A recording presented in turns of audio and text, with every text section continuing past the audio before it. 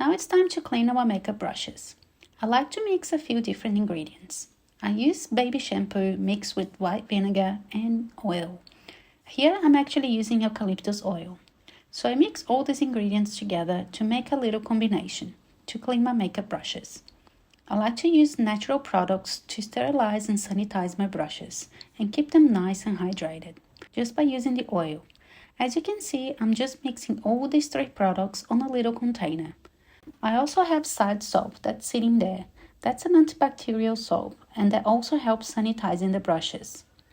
Now that the mixture is ready, I'm going to pick up my brush, dip into the mixture, and then I'm going to just scrub the brush onto the little mat I have there. This little mat I got from Sigma Beauty. It is a mat that has all the different types of textures on it, and this helps removing all the dirt from any makeup brushes. And this helps removing all the dirt and any makeup residue from the bristles. As you can see, I'm always holding my brush facing down, getting rid of all the excess product. Now I'm just going to use a little bit of that soap and go back and do the exact same thing. If you don't have a little mat like this, you can always use your hand. Try to rub the brush against your fingers, and that should do a really good job as well. Just know that I'm always holding my brush down. You don't want any water to go inside the brush and damage the glue. So if this happens, all the bristles are going to start coming off, and your brush will be completely damaged.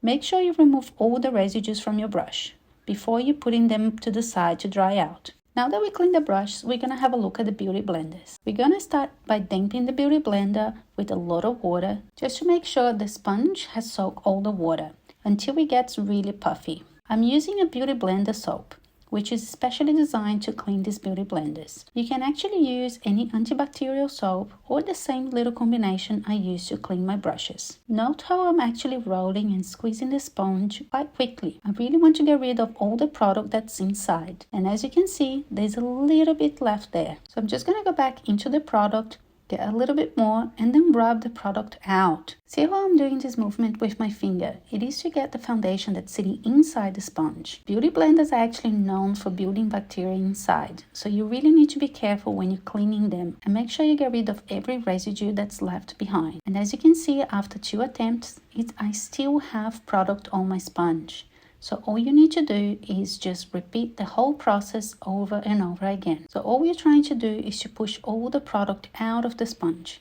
Make sure it's nice and clean before you finish the process. Once you're done, you let your sponge air dry. The next step now is to let all my brushes air dry. I like to use isopropyl or rubbing alcohol, and I spray that all over my brushes just to keep them really nice and sanitized. Because I'm using my brushes in different clients, I don't want to take the risk of cross-contamination. I also use an antibacterial wipe, and I wipe all the handles of every single brush prior to using on another client.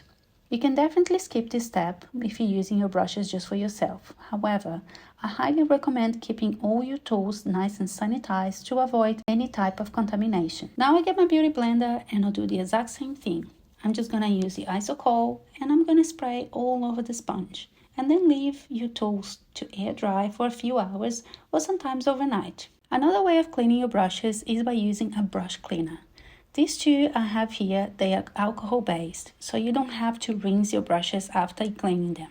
I have this little tool that is like a spinning machine, and it's really nice for large and fluffy brushes, not so much for the small ones. This little machine gets rid of all the excess product, so when the brush comes out, it's really nice and dry and ready to be used again. If you don't have this machine, you can also use the exact same brush cleaner I have just used, but you just need to dip the brush into the brush cleaner, and then you're just going to clean that using a towel or a paper towel. Just gently press the brush against the towel or the paper towel, and you see how the product comes off. So very nice and easy to use. These brush cleaners are great if you don't have too much time to do a deep washing on your brushes all the time. However, I do recommend doing a deep cleaning at least once a week if you have time, and probably just using another brush cleaner in between.